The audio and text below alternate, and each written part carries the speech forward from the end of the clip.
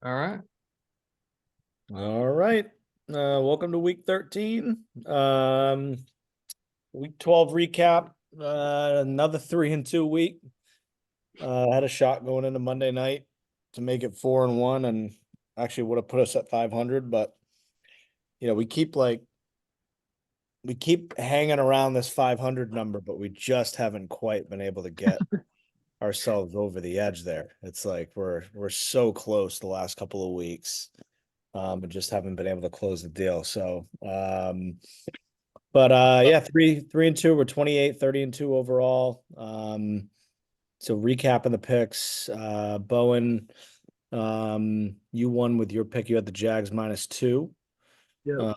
So you improved 6-5-1 on the season. Yeah, it was a fairly competitive game. I don't know, it was weird. Like I kind of felt comfortable that entire game. Yeah, Um, I was just that was my only real comment on the game was I never really felt. I mean, it was always within that range, but it never really felt like the Jags were gonna concede that. So yeah. yeah, it was a Yeah. good game. Good game. Survived a late TD. There was kind of a moment where it was like, oh boy, all right. Yeah. Yep. But I mean, outside of that, yeah, that was good. Kieran, you were on the Pats -3. Uh, I mean, look, like to me, that was one of those games where like we had every right to win it and we had every right to lose it. Like, I feel like Yeah. you read it perfectly in terms of the like, DeVito Belichick against a rookie QB. Like, he had they scored a touchdown early, but outside of that, they didn't really do anything on offense. But I mean, the Pats just, I mean, that was abysmal that they could not score. So it was like it felt like it had the right read. I can't believe they didn't cover that number. It was astonishing to me. Yeah. I mean, maybe in hindsight, I probably would have sat it out if I thought more about just the fact that they were splitting reps and there were talks about them maybe splitting Zappy and Mac Jones 50-50. So, that was actually one thing. I don't think it was like an outright benching of Mac Jones. Of course, now he's not playing this week, but they Yeah. were going into it with the plan of probably doing like a 50-50 split. So maybe in that instance, I probably would have just stayed away from it. And then, like I was saying too, it's like maybe we should have just considered their intentions and Bill Belichick's intentions. And I feel like he's not getting credit for committing to the tank and being like an all-time great tanker. I was talking to some Jets fans this past week, and they texted me right after the loss was official, and they said it's crazy. You have one bad year, and you're going to get Caleb Williams. And I said, I was like, are we already better at tanking than the Jets have ever been? And they're like 100%. And Yeah. It's worth I think talking about. Belichick maybe deserves a little more respect in that end. Outside of a couple games, the Cowboys was an obvious one. The Saints was a bad one. Yeah. That was a terrible game. But like they've been in so many of these games. I mean, you think about how many games, especially early in the year, like, you know, people forget that they had a chance to beat the Eagles in week one. People forget that they were, half yard short on a miracle O-line, pitch back play to getting that first down against the Dolphins. That was a one-score game. Like, I mean, it is remarkable. It's a The good point. Bills and like the Bills win is a little watered down now because the Bills haven't been, Yeah, with the yeah, maybe they really haven't been a consistently good team this year. But I mean, yeah, pretty impressive. Pretty I impressive will say, wins. sure they were like in position, but like they never had a chance to win those games. Like this is a bad team. I mean, we've seen this for the last 3 years now. It seems like it kind of in the Mac Jones era that's been the story where it's kind of like the old Philip Rivers thing. You got 5 minutes left. Chargers driving the ball down the field with a chance to win, they lose, and that's kind of just been everything. I think Mac Jones has he's like got a terrible record when it comes to having to make a fourth quarter comeback. I don't know if he has a fourth quarter comeback in his bag. So yes, they were in position to do it. They never really had a chance to win any of those games. So they were never going to drive down and score on the Eagles and take that lead. Or it's like, it's one of those things where when it happens over and over and over again, yeah, sure. yeah, yeah. No, I mean, that's fair. But I mean, the reality though, like the objective reality is like they have been in a position where they could. It's not like outside of a couple of those games where they got the doors blown off them. Like, and again, I'm like feeding into your point of Belichick being like an all-time great tanker. Like, he's had the team in a position, right? Like 1-score games in a position to potentially win. Obviously, they have not, but just credit to him for not making it too obvious. Mac Jones has 2 fourth-quarter comebacks in his career. Um, One was Yeah, against the Texans last year. probably have more. But yeah, that's what I'm saying. It's like it feels like every week they're in that opportunity, Yeah. but obviously Yeah, he's not they delivering can't any do of it. those results. No, not at all. I mean, even the Giants game this past week, it was like, I mean, they were down one score the entire game, Yeah. or it was at 12-7. So like they feel like they had like 5 tries at the end of last game, and they just could not do anything with it. It's frustrating, but not really. At this Let's point, see. Yeah, they had so they scored a touchdown the beginning of the third to tie it up at 7. And then the rest of the way, 5 plays, 29 yards punt, 3 plays, 11 yards interception, 5 plays, 3 yards punt, 10 plays, 33 yards missed field goal. I mean, that's another thing too. Like, what was the length of that field goal? He missed the 35, 30 field goal 35 that like yards would missed. have essentially sent it to overtime. I mean, come on, like come on. Chip shot. It's just I all do time. think I think that kicker, he's like he's kind of like the kicker equivalent of like the guy that throws 100 miles an hour, but he's got no control. I'm pretty sure he's got like an absolute boot from like 50 yards. But he's missed like some extra points and some like 30-yard chip shots and shit like that. I think that's kind of his thing. He's a rookie too. I think he's Forgettable rookie year. Definitely a He's forgettable Rick. rookie. He's Rick Vaughn. Yeah. So. And I will say I saw that Young Wei Koo is now the I don't know if he's the active leader or the all-time leader in field goal percentage. All-time leader in field goal percentage. Former Pats practice squad member, but maybe he couldn't kick in the cold weather. It could be it. Yeah, He's doing it in a dome. He's in a dome. Yeah. Thrives in a dome. But yes, he was a member of the practice squad a couple of years ago. Yeah. Who did he get drafted? Was he drafted by the Chargers? He's on the Chargers first. Yeah, and then he I got don't know if cut. he was drafted or not, but Yeah, and then he got cut. Yeah, but he's solid. Obviously he's all-time leader. All right. So we were just getting back to the numbers here. So we were 2-1 going into Sunday night. Picked up that Ravens win. That's one of those games. Like next time I say we never get any breaks, just remind me of this Ravens -3.5 cover. Awesome game. Things looked very bleak there at the end. Zay Flowers ripped off that, what was like a 35-yard touchdown run. Lesser men or a seasoned veteran, frankly, would have probably just taken a knee once they got to the first down so they could kneel it out. But, he's a rookie. He was excited, took it to the house. And was that his first touchdown in the league too? Zay Flowers? No, that was a second. He had one earlier that game. Yeah. Oh, wow. Word. I think that was like his like. Shout out to Zay. I think he also, though, he might have wanted to make up for that bouquet toss did not hit the way I think he thought it would. I thought it was a fine celebration. I feel like it was his teammates. No, that was the problem. So I feel like he might have been eager to get back in the end zone and like have another rip at it, Yeah. like try and put the bouquet toss behind him. Like, Oh, it just felt like there was like 2 guys with him. It's like it seemed like everybody else just like nobody scored fought for it. Like there was no enthusiasm for the Yeah. toss itself. It was like, it was very very underwhelming. I do think he deserved better. I thought the creativity behind it was great. He just he didn't lack support from his teammates. So it was a great late cover. Unexpected, but had us in position, like I said earlier, to get things to 500. We go to Monday night. We had the Vikings -3.5, and the Josh Downs train came fully off the tracks. 4 picks. Dobbs. What did I say? Downs. Colts receiver. Well, he is down. Yes,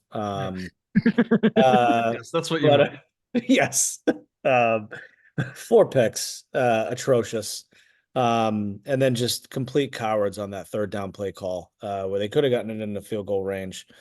They got no gain on a screen pass. and then the Bears go down the field and end up kicking a field goal. Also, Kevin O'Connell, I've been singing his praises, but he didn't challenge that 50-yard catch from Oh, Jordan great. Addison to start the game. Yeah, yeah, great point. Yeah, And it's like somebody said, it's like, okay, you have the opportunity to get 50 yards or you lose a timeout. It's like it's worth kind of risking the timeout there. absolutely. Yeah, yep. But yeah, I mean, it's like, he didn't even look like he like considered just challenging that. It's like that's an Rob absolute, that's just- like what you use a challenge for. I mean, that was like an Edelman catch in the Super Bowl. I mean, that Yeah. thing is unbelievable. And it was clear from the replay. They would have given it to him for sure. But so yeah, tough. That was a brutal game, painful to sit through and watch. Very painful. But this is the life we chose. So Yeah. all right, any other closing thoughts before we get to the wheel? No, I'm ready to go. No, let's do it. Great sweatshirt, by the way, Kieran. Love that. Love that you still rep that. Yeah. Well, I used to have this. I had this and then like a Big East one, but in college, everybody wanted to borrow it. And then Yeah. they did the fucking Larry David thing where, they're rolling the fucking sleeves up to their biceps and Oh, yeah, it Jesus. just loses the cling. I mean, it's like an old sweatshirt too. So, Yep. yeah. Brutal. All right, here we go. Actually, one time my buddy had it and I knew he had it and he kept trying to tell me he didn't. And then his girlfriend posted a video of him. They're getting pedicures together. He was wearing And yeah, and he's like, giggling like a little girl, all that shit. And she pans over to him. He's got my fucking sweatshirt on. I messaged her. I was like, "Get that fucking sweatshirt off." it. Time's up. All right, here we go.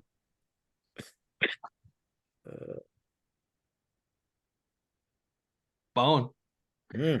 Yeah. All right. Give me the Lions 4.5 on the road in New Orleans. The Saints are all sorts of banged up on the offensive side of the ball. Rashid Shaheed has not been practicing this week. Michael Thomas is on the IR. Chris Olave has been limited in practice within the concussion protocol.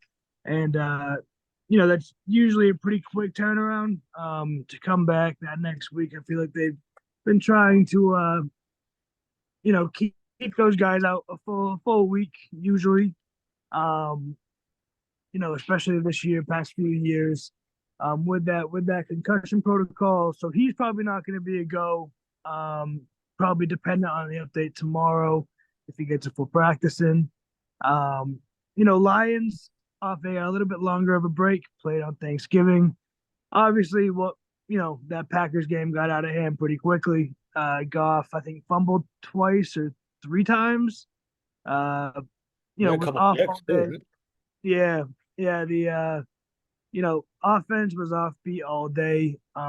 Unlike them all year, I think they're a much better team than they showed 10 days ago, or what will be 10 days ago. Think they rebound here. Don't know if the Saints have the offensive firepower this week with all their injuries kind of building up. I don't think Alvin Kamara dump off passes is going to be enough to hang within that number. So, like the Lions in the spot to bounce back. I like the pick. It wasn't on my card, but I think you've identified a good spot. I think good notes about the Saints offensive injuries, I mean, essentially their top 3 receiving weapons, they're down. I agree. I think Lions are very much in a spot where, they need to bounce back. That was a tough. I mean, Thanksgiving, they have a bad history on Thanksgiving anyway. It was the moon too. You can't. Yeah, you can't mess with the moon. They were screwed. Yeah. So. No. I like the pick. I know you. I think you've had a tendency to favor the Lions a little bit this year. I love the Lions this year. You gotta ride the hot teams, or the good teams who I think are good teams. Yep. Don't want to fade the good teams too many times. So, yeah, I just Saints offense is infuriating to watch at times, and without those guys in the lineup, I think they're just going to be a little bit more dreadful to watch. I'm never going to turn down an opportunity to root against Carr. Yeah, and I feel like recently, this past week or so, since the Packers game, there's been a lot of chatter about the Lions maybe being, frauds or the defense, being a little leaky, which is true. They've been giving up a lot of points, a lot of yards. But I think it's mostly just noise, and they got players on that side of the ball that will be able to keep the Saints under I think 20 points, and that probably gets the job done with that Lions offense. So yeah, Lions minus 4.5. I actually had the Saints in my top 5. Hmm. To me, I just found the line to be a Nice. little bit shocking. I do tend to want to fade the Lions a little bit on the road, and I feel like they are maybe hitting a little bit of a skid right now. I just feel like Jared Goff has had 2 straight weeks with a ton of turnovers. I believe it was 2 games ago he had 3 picks. Last week, of course, he had I think 3 fumbles. Um, One thing I saw that was interesting is that the Saints, they are 0-4 against the spread at home this season. It's their first 0-4 ATS home start since 2004. Um, they haven't lost 7 straight at home against the spread since 1979, 1980. Their last 0-5 home start. That was their last 1980 is the last 0-5 against the spread home start as well. I just feel like this is going to be a huge public line. Everybody's going to be on the lines, jumping on that. It's such a small number. And to me, it just kind of feels like a little weird. I just never would have thought that it would be this small of a number. So that kind of jumped off the page to me. Saints is the home team.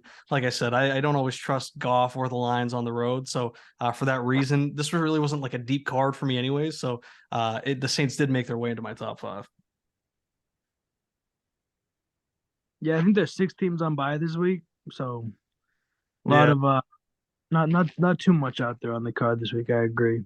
Yeah, It's I went through like the car, like I just went through every game, and then I got to the end. I was like, I don't really remember any of the picks as ones that like I loved, but Mhm. I think that's kind of why I went with more of a square side this week, is because there was only a few games, that really piqued my interest from a viewing standpoint, and I usually like to try to pick games that I want to watch, or at least I feel like maybe try to lean on those good games. So it is what it is. We'll see. all right, back to the wheel.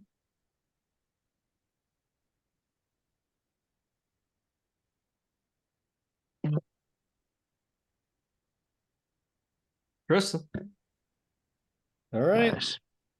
Um, I went against them last week, and I'm gonna go with them this week. I'm taking the Cardinals plus Ooh. 5.5 over the Steelers. This game did this for some reason. This game jumped off the page at me a little bit. I just like as I was looking through the games and kind of going back through a couple times. It like I don't know, for some reason like that number just seems too big to me. Like I know the Cardinals just got blown out last week. I know the Steelers just got a win. Like, they're coming off the momentum of getting rid of Matt Canada. I think the offense looked better. They got Freiermuth back, but this just feels like a better spot to me for the Cardinals. I think LA was coming back, with Kyron Williams. There were, I think, a lot of reasons, obviously, for the reasons I made the pick last week, that it just seemed like a good spot for the Rams. But the Steelers, 8 of 11 games for the Steelers this year, they've been 1-score games. And only 4 times in the last 5 years has a team averaging fewer than 17 points per game been a favorite of 5 or more in December or later. They're 0-4 against the spread in those games. I just feel like 5.5 for the Cardinals is too much against a Steelers team that, good team. Like, they continue to find a way to win. They're scrappy. I love I love where Tomlin has them right now, given, the way that the offense is underperformed. I think given some of the issues, obviously, that they've had to work through, ultimately deciding to get rid of Matt Canada. But, so to have them where they are, I think is very, very impressive. But I just think 5.5 is too much against an offense that has the potential to be very explosive, especially as Kyler Murray continues to get back, get settled. Hopefully some guys are, a little healthier this week than they were, last week. So I like the spot. Too many points for me. I'm going Cardinals plus 5.5. Yeah, I mean, I like Kyler Murray.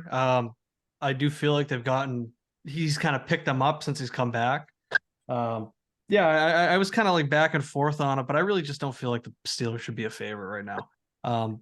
The way people were talking about it, it's like I was stunned to check the scoreboard and see that they only put up 16 points. It's like, okay, Kenny Pickett throws for over 250 yards, and like everybody's like, holy shit, like they're unlocked without Canada. They scored the same amount of points they've been putting up this entire time. All that tells me is that they moved up and down the field and couldn't finish. Against the Bengals team who, is starting Jake Browning, like, it's like a very underwhelming result, and kind of speaks to that point, Karen. Like it kind of speaks to the state of like where they're at. Everybody's going nuts, and they won 16-10. Like not that impressive. Yeah, and it's just like, like I said, I was going back and forth. I really wanted to have the Cardinals on my card. I ended up just passing on the game, but my only fear was like, okay, it's Tomlin at home, like all that shit. The defense can play well, and it's not like the Cardinals are like a great team or anything, but I was just thinking it's just too big of a number. If this was inside of a field goal, then maybe I'd be looking at the Steelers because I think they could squeak it out. But I do think this is more of a field goal game either way, and I do feel like the Cardinals have a good chance to just win it outright. But I think it'll be tough. I think it'll probably be low scoring. And if Kyler Murray can get it going offensively, I don't think Kenny Pickett can keep up. So that's kind of my thought. Yeah, in that spot, I think I'd rather just take points. It's funny too, like you just made the comment of like, you were looking at the Steelers, but it just seems like too big of a number, and like that's even like something you and I talked about quite a bit last year, where it was like would be looking at one side and being like, maybe it's just too big of a number, and they would never actually consider taking the other side. Yeah. In a lot of those cases, the other side would hit, and so maybe this is one of those spots where it's like, yeah, it feels like too big of a number, and you just go with the other side, So, yeah, Bowen, any thoughts on it? Or? Yeah, kind of just reiterating the same. For a team that averages like 16 points a game at 5.5, just is a massive number. Cardinals do, Kyron Williams last week had his way with that Cardinals run defense. The Steelers have been running the ball really efficiently and good. That really is my only concern. But I mean, it's Najee Harris and Jalen Warren. I don't know if they'll be able to sustain, what they put out the past few weeks. Who knows? 5.5 points is a lot of points for a Najee Harris led offense any week of any season. So, like the pick. Yeah, I just don't like them needing like a touchdown to really cover. Yeah, it just makes me uncomfortable. I just don't trust that offense at all. All right, let's go back to the wheel. I feel like I haven't gone third at all. You always get wheel love. All right. I'm going with the Bucks -5. We were kind of talking about it last week when we were talking about the Ravens versus the Chargers, right? And I think I made the point because Tristan, you were saying like, oh, it's a must win for the Chargers. Like you kind of want to take that team with the back against the wall. And I said, it's like, the thing is, not every team wins the must win game. If it was that easy, then, Vegas would be broke. Not every team wins the interim bump. Okay, not every team gets that. This is a very bad team. This is a terrible, terrible, terrible Panthers team. The Bucks are still looking to be competitive. I don't know where they're at in the standings right now, but that's a very tight NFC South division. They need to come in. They need to beat up, on the Panthers here. They need to take advantage of this weak matchup, and really just put a number on them. I was looking it up too because I was just curious who their interim coach even is. Because I remember when Steve Wilkes took over last year, I was really into betting on him because I like Steve Wilkes. I felt like he was unfairly run out of Arizona after 1 year with Josh Rosen as his quarterback. So I liked betting on him last year. Chris Tabor has experience as an interim coach. When Matt Nagy tested positive for COVID in 2021, he had to step in as the head coach that year or that week. The Bears lost 33-22. That wasn't quite an interim bump there. He was just stepping in for a sick coach. But this guy's special teams coordinator. He's on the Panthers, Bears, and Browns since 2011. So I don't think he has that great of a resume either. It's a bad team. It's a bad team. Bryce Young can't move the ball down the field. What? Can I add something to that too? Yeah.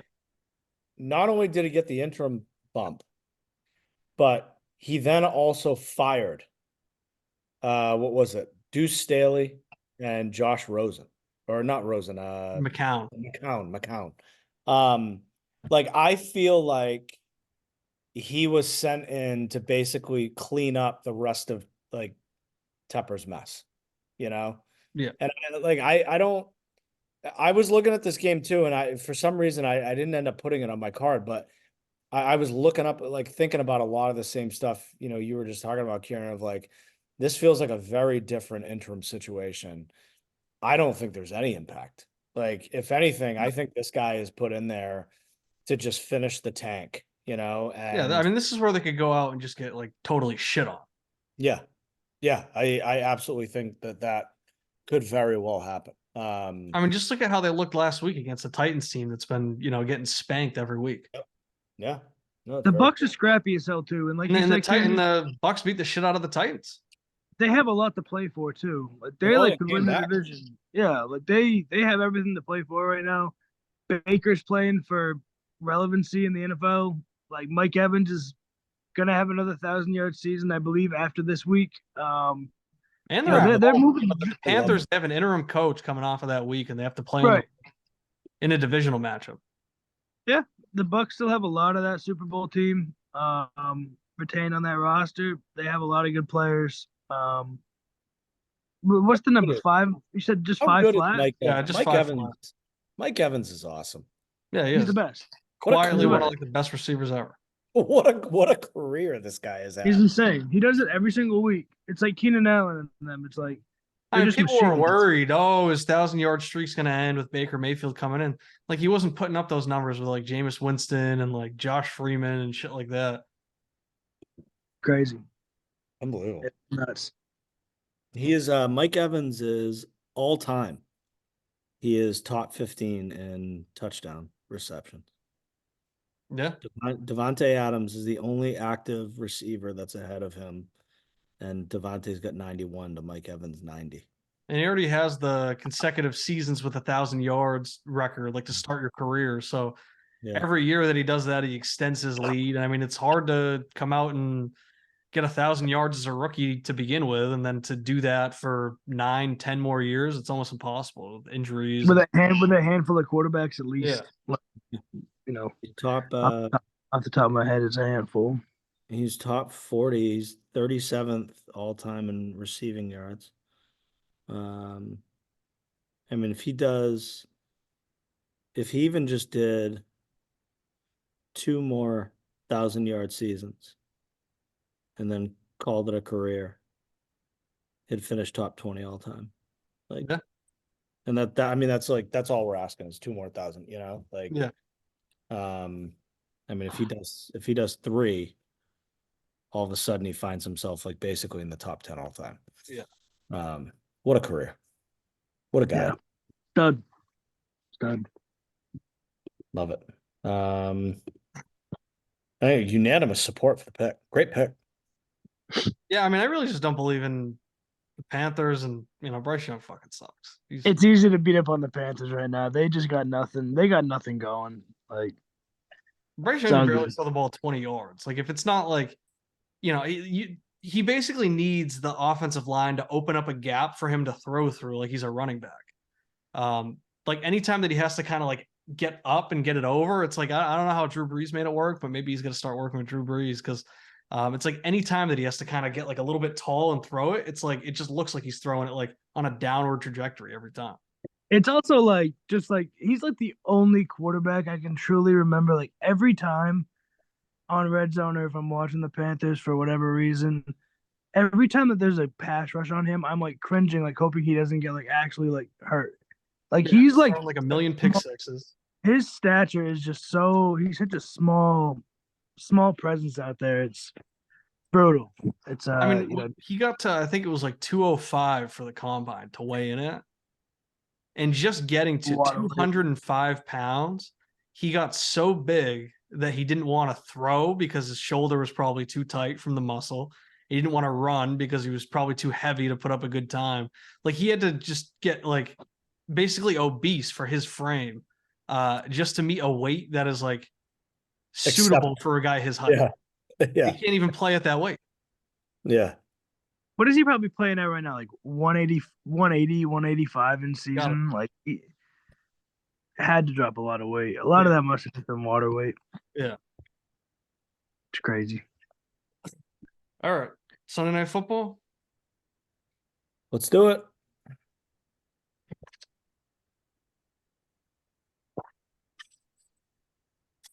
Back to back. I'll lead it off. Look at that. What a turnaround for you. That's nice. We Nice. I was love- hoping I would Quick lead off turnaround. this game too. Quick turnaround. I'm on the Packers plus 5.5 here. I feel like we've started to talk about it, and I think that is, it's worth having the discussion of like maybe the Chiefs team just isn't that great. I was actually when I was on my show with Slippery Pete earlier, I was talking about it in a different context, but like remember when like the Pats were in that 10-year drought between Super Bowl runs and they were still winning 12, getting 12 wins a year, 13 wins, all that type of shit. They were still one of the best teams consistently. But for some reason, they just couldn't get it done in the playoffs. They couldn't get the big one. And it's like, we always knew it's like, oh, we got to get this, we got to do this, all that type of shit. I feel like the Chiefs are in that position right now. Travis Kelce is obviously great. Maybe he hasn't been dominating as of late. Rashee Rice is maybe breaking out a little bit, but I just don't feel like that offense is that great. I think Pacheco's a little overrated. I think he's got happy feet in the backfield. He likes to just run straight into linebackers. Valdez-Scantling can't be trusted down the field. Sky Moore stinks. Kadarius Toney stinks when he's even available to play. They really don't have a great offense here. Even the offensive line is not as strong as it used to be.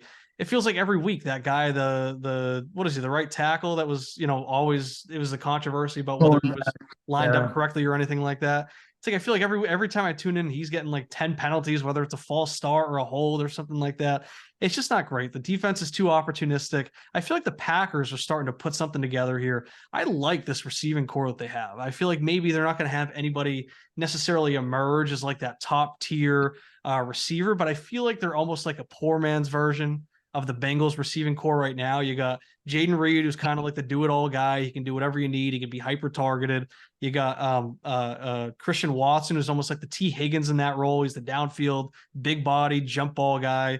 And then you got Romeo Doubs, who's like the Tyler Boyd, who's like, maybe the limited ceiling, but he's got a good floor for you. He's steady. He can move the chains. He can get you a touchdown when you need it. I think that they're coming into their own as a wide receiving core right now. And it feels like Jordan Love's starting to get really comfortable back there as well. So if they can start putting this together, they got a home game here. Jordan Love made his first start ever against Kansas City at Arrowhead, got totally embarrassed.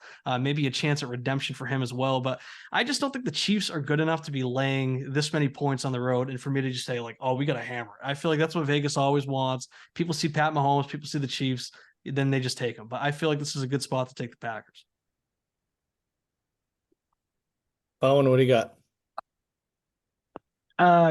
KB, my lean coming in with the Chiefs. But that last one of the last little tidbits you had there about the Jordan Love redemption arc. It's a nice story. It's a really nice story, but Pat Mahomes, the Chiefs, Andy Reid, I think is a much better coach than Matt LaFleur. I think the Packers' recent success is a little bit of fool's gold. The receivers are really talented. I don't think Jordan Love is that talented. I think, he kind of regresses back to what he was, pretty much the whole season prior to the last few weeks. 5.5 seems doable. Chiefs. But I do like the redemption arc. Hey, that's the trap everybody's fallen into for the last 5 years. Mahomes, he's awful against the spread, but everybody says it every week. It's a nice redemption arc. I don't believe in Jordan Love. Hey, even when he got embarrassed at Arrowhead, they only lost 13-7. That would cover. I'm on the Chiefs. This is, I feel like I know we've talked a lot about that offense has really been struggling to kind of find its identity, but I feel like we're starting to see the emergence of Rashee Rice. Like that to me has been a bit of the missing piece. He's stepping up. You're getting, what you typically get out of Kelce. I don't know that I buy into the Pacheco like being overrated thing. I think he does exactly what he needs to do for that offense. You know, he kind of keeps defenses honest. He runs hard. I mean, I know he's got happy feet, but he does run fucking hard. And he kind of seems to get the job done when he needs to. Mahomes is good in the spot. He's 26-17-1 against the spread in primetime games. So, you know, I know there's a bigger narrative around, you know, Mahomes against the spread overall, but in primetime games, you know, he has great success covering. Home underdogs off 8 days of rest, 8 days or more of rest are 6-11 against the spread this season. They're 41-58-2 in the last decade. And that's the position the Packers are in. You know, I don't, I'm not necessarily saying that the Packers get blown out here. But I think the Chiefs can cover this number. I like them to be able to cover 5.5. So I'm on the Chiefs. Mahomes 14-12-1 against the spread versus the NFC. In the last 5 years, teams coming off a road game in Atlanta, Vegas, LA, Miami, New Orleans, or New York are 99, 134, and 7 against the spread. It's 42%. The Chiefs also are 7-4 against the spread this year, and they should be 8-3 if Mahomes walks into the end zone against the Jets. So I think you know, them against the spread, not really performing. It's kind of a thing that's a little bit overhyped. I think they're a little bit better against the spread than people give them credit for this year, even though it might not be the prettiest product. Packers are 5-2 against the spread after playing the Lions under LaFleur. 19-6 against the spread the game. That is so 19-6 against the spread the game after playing an NFC North foe. Did you make up that Lions one? That is so suspicious. Well, I don't think that's that ridiculous. They play them twice a year. No, I know. It's just like I don't know. It's kind of it just seems so random. Forrest excelled as an underdog, 18-10 against the spread as a dog. Something to think about, but go Chiefs.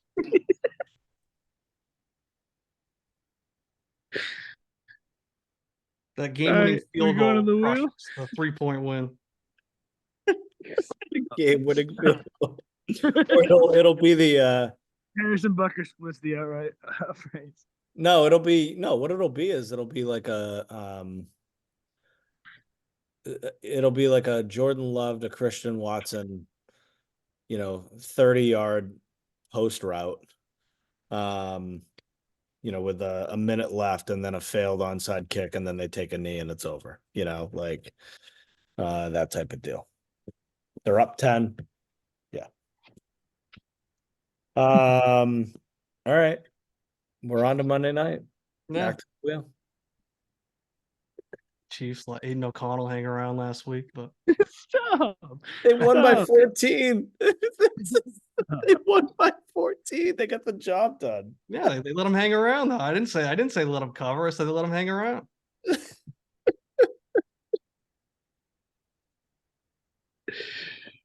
Yeah. All right, Bone. All right. It's 8.5. Bengals, Jags at home. Jake Browning, pretty much what we expected, I think, last week. I tend to lean away from first time quarterbacks or second start ever. I don't know why. I just have it's a gut feel. Give me the Bengals plus 8.5. I'll give it to the floor now. Bengals plus 8.5. Just a gut feel. Kiernan, you want it? I'm on the Bengals as well. I mean, I just feel like, yeah, I mean, they were able to play a tough Steelers defense last week and they kept it within a touchdown. So I feel like they can maybe do the same. I think that they can play it a little safe, maybe keep it a little low scoring. I mean, there's always the risk that the Jags just kind of get out with it and then they start putting points on the board and then, we're in serious trouble. But I think that if they can just run the ball effectively, make short passes to Jamar Chase, and just play it really safe and hold on to the ball, I think that they can just keep it within 10 points. So I feel like it's maybe a little too many points when I think it's going to be a lower scoring game. Yep. I was on the Bengals as well. Jags are 2-3 against the spread at home, 6-0 on the road, neutral. So not as dominant at home, which is where this game is. Doug Peterson 29-31 against the spread as a favorite. Trevor Lawrence 7-7 as a favorite in his career. He's 6-8 against the spread coming off divisional games. Bengals also get T. Higgins back, so they're adding another weapon back into the fray. Again, I mean, Browning is not Burrow, but I think the more weapons you have, the more the defense needs to respect it, which can open up things in other places. It could be a big Joe Mixon game. Kind of get him going. I know they struggled to get him going last week against the Steelers, but that's a really tough defense. I don't think the Jags are, as strong a defense as the Steelers. I think the Bengals defense generally is, they're tough. They find a way. And I think the Bengals just find a way to kind of manage the risk with Browning and keep it close. Just feels 8.5 just feels too a little too steep. Yeah, something I found interesting that I saw was I don't know if somebody maybe sent it or maybe I just saw it on my because I do follow the guy, but the guy, this Ian Hartitz or whatever, he does like fantasy, Oh, tweets I out a know who bunch of that fantasy is. stuff. Yeah. Yeah, he was saying, remember when ETN, yards per carry cratered final year at Clemson, but Mike Renner pointed out that it was more because O-line fell off in yards before contact. So these last 2 years with the Jags, last year he had 5.1 yards per carry with the O-line averaging 1.9 yards before contact per carry. That was fourth best in the league. Now he's averaging 3.7 yards per carry, and the O-line's giving him 0.8 yards, which is 29th. So that O-line's not getting that push. They're not able to get the run game going as much. It feels like that Jags offense, like it doesn't feel like they've taken the step that maybe people were expecting. They're still playing like a good team. They're still like posting a good record. They're having their good games, but I feel like people expecting them to come in and be a lot more maybe a little more unstoppable, maybe a little more dangerous, kind of how we're almost like feeling about the Lions right now, that type of thing. But I just don't know if they have it. I don't know if they're worthy of being these big of favorites, even with Jake Browning being the starting quarterback. Yeah, let's remember too, this is a team like 2 weeks ago. They lost not comparing the Bengals to the 49ers by no means, but they lost the 49ers 34-3. Yeah. Like I mean, they got fucking blown out.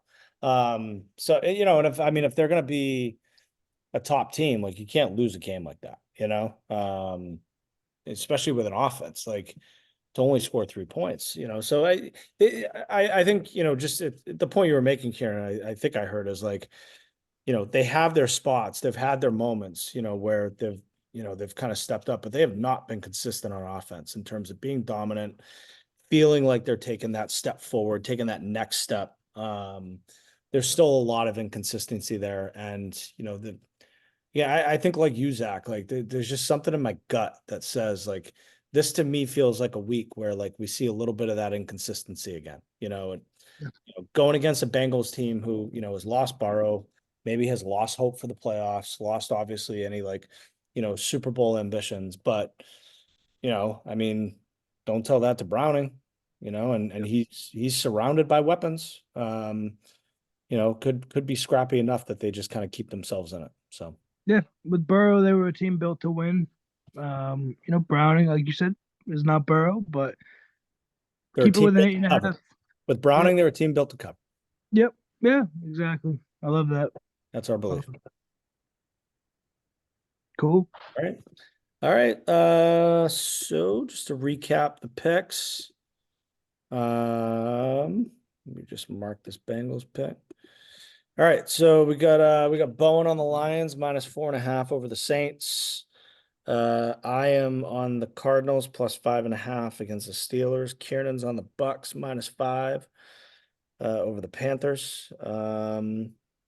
We're on the Chiefs, not unanimously, but What decision? we are split decision, but unanimous in our support. We're on the Chiefs -5.5 over the Packers on Sunday night. Then we are unanimous with the Bengals plus 8.5 against the Jaguars on Monday night. Those are the picks. Let's make So we gotta go 4-1 this week to get or 4-1 gets us there. Yeah, 3-2 wouldn't be enough. no 3-1-1 would do it. Yep. Okay, so we're in the same. 3-2 would still be a game under. We're kind of in the same spot we were like a couple weeks ago because I think we went like 2-3 and then 3-2. Sounds But right. yeah, we're like in the exact same spot. Perfectly. Yeah, perfectly in the middle. But this is this is kind of this is the moment we got to put our foot on the gas and make a move. It's like it's week 13. We've got 13, 14, 15, 16, 17, 18. So we got 6 weeks left. We run the table, we go 30-0. We're 58, 30-2 overall.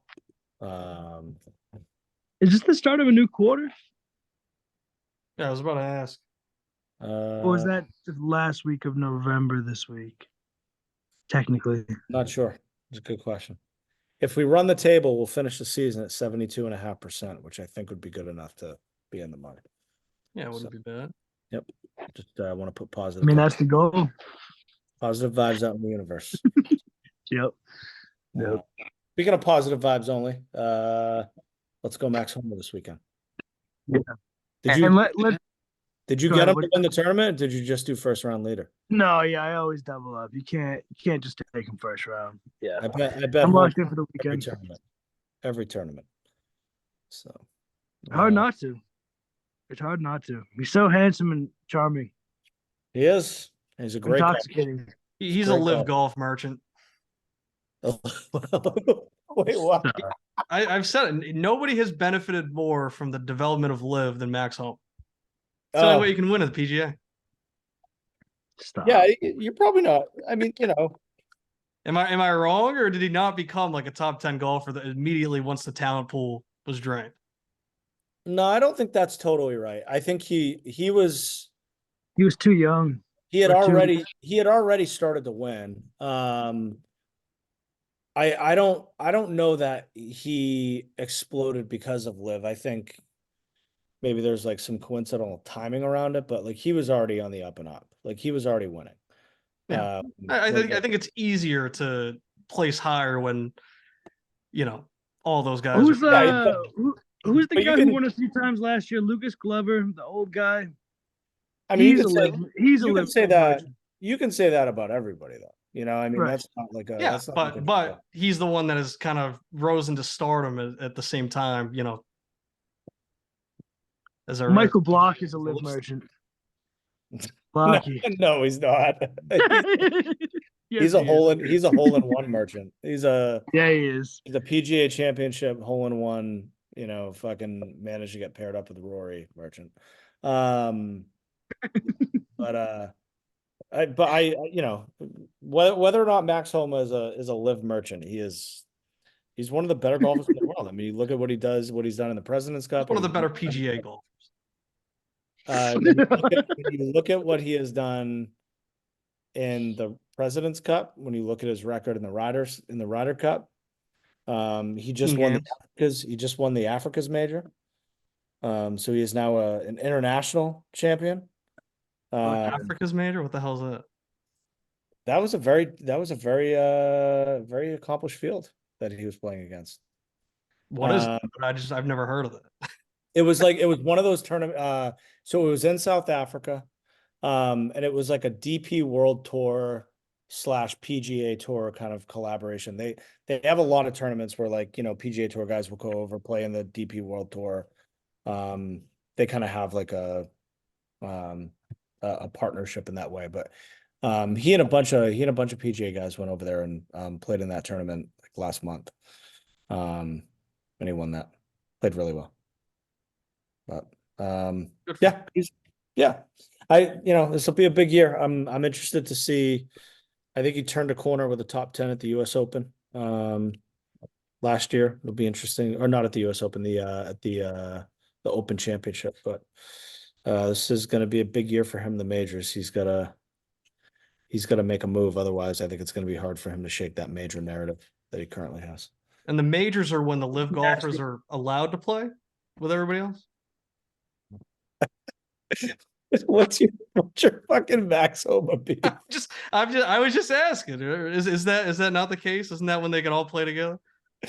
That is correct. Okay.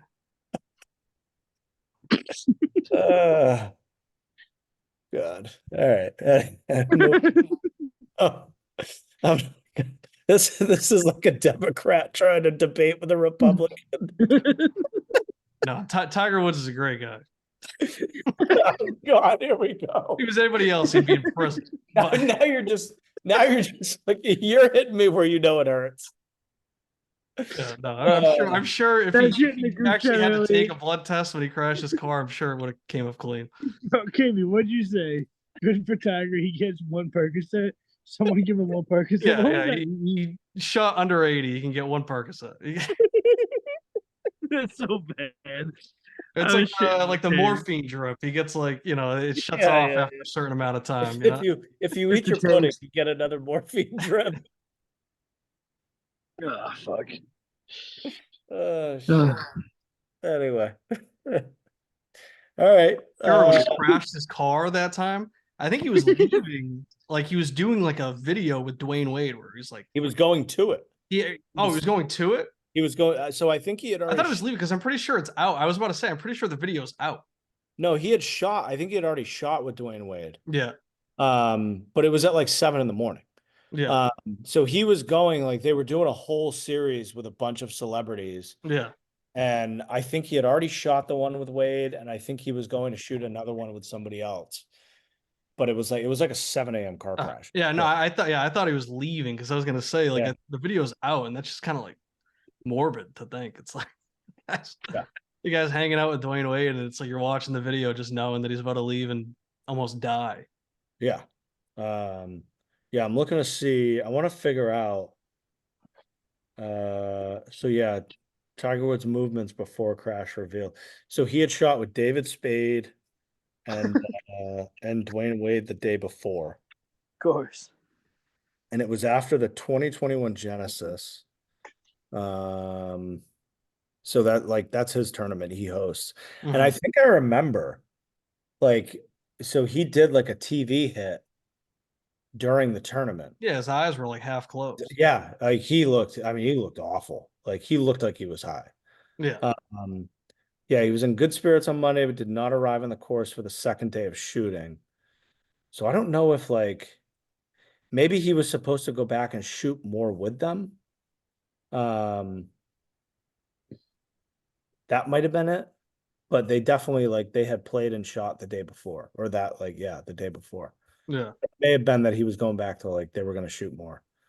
And I'm trying to say, oh, this is funny. The shoot involved Woods giving on-course lessons to a number of celebrities, but he mostly provided instructions and hit a few putts, Daniel Rappaport reported for Golf Digest. Fucking Rappaport. Anyway.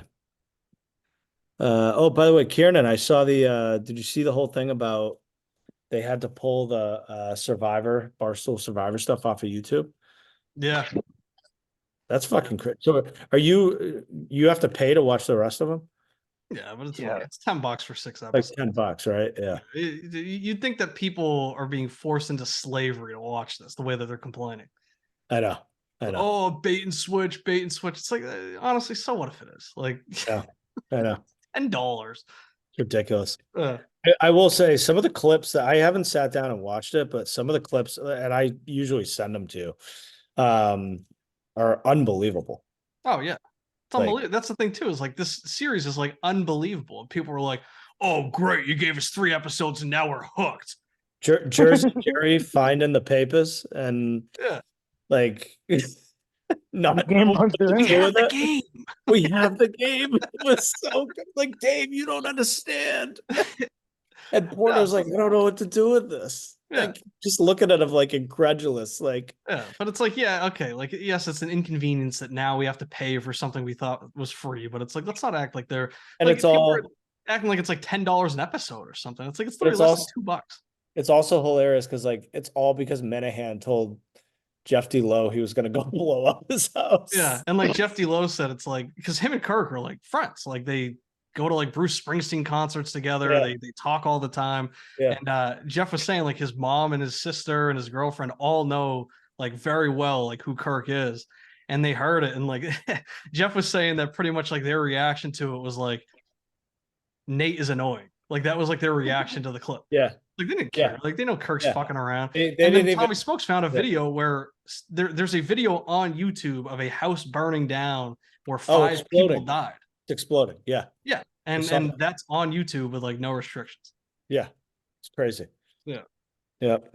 Ridiculous. But I mean, I was saying to Bowen at 40, like you know, I mean, last year I tried doing an intro for our video where I used like 10 seconds of the Seinfeld theme song, and that yeah, got and a strike. you Like, got flagged. that got a Yeah. strike. So it's like, I mean, you know, YouTube's just like crazy with that shit. So Yeah, for sure. But all right, Bowen, you look ready for bed. Huh? I'm an early Raj. Yeah, I'm a tired king, but no, that's good. hey, Bowen's wedding in almost a week. Hey, all right. Getting there. Yeah, my our parents were telling me they're going, they're excited, they were hyping it up. So It's gonna be a scene. It It's is. gonna be a good time. you guys should have seen when they left yesterday. Kieran, you would have loved this. I don't know if we put this in the group chat, but Cleo had tears in her eyes when mom and dad left. No. Oh, was It that was on the Daily Cleo? No. Oh, I thought I saw it. But she ran up to both mom and dad and gave them huge hugs as they were getting ready to go out the door. And then followed them outside, watched them leave, and then when she got back in the house, had tears in her eyes. It was unbelievable. That's like when Gianna and I left that time, and you know, she's out there and she's I forget if was it mom or was it maybe Sarah? I think it was mom that was holding her. And she's like, you know, reaching out to like give us hugs, and then she's crying, and then we're pulling away and we're crying. We're like, oh my god. Jeez. It's unbelievable. She's too freaking cute. Anyway, wait, so all right, so Bowen, your wedding is not this weekend, but next weekend. Next Yeah, Saturday. December 9th, Army Navy Day. Oh wow. Yeah. So do you have any obligations like Thursday night, or are you good to record? Oh no, I'm good Thursday night. Yeah, Okay. I And then had my are you- rehearsal dinner Friday, but Thursday, Okay. Thursday I'm clean. and then are you honeymooning right after, or what's your? No, Abby works in a school, so we're doing it Christmas vacation because she has like all that time Okay. from school. So Okay. it's like got a it. 2 week in between. Yeah. Yeah. Okay, so we don't have to. 23rd we leave. I don't know what day that's on. What is I think it? Christmas is a Sunday this year, right? I think it's a Monday. Monday. Okay, so it's a Monday because my birthday's a Sunday, so Yep. Christmas Eve would be Sunday. Yeah, shout out, Kieran. Yeah. Yeah. All That is right. a Okay, but you football figure out Sunday. if you're coming home. I know maybe you don't know yet. Are you coming home I'm thinking about for it. New Year's? Yeah. Yeah, I'm thinking just because like Gianna, she's working that whole weekend, like Friday, Saturday, Sunday, or I think it Yeah. might be Saturday, Sunday, Monday. So you know, it's you know, instead of just sitting in my apartment alone on my birthday, maybe I'll just come back up. Oh, and Yeah. you got mom and dad are going down to New Jersey for Christmas, right? For Christmas, yeah. Yeah, very Nice. nice. Yeah. Very nice. That'll be good. So cool. All right. All right, let's go 5-0. Sounds good. Need it. Got one. Need it. All right. All right, See I'll you see guys Later, guys. later.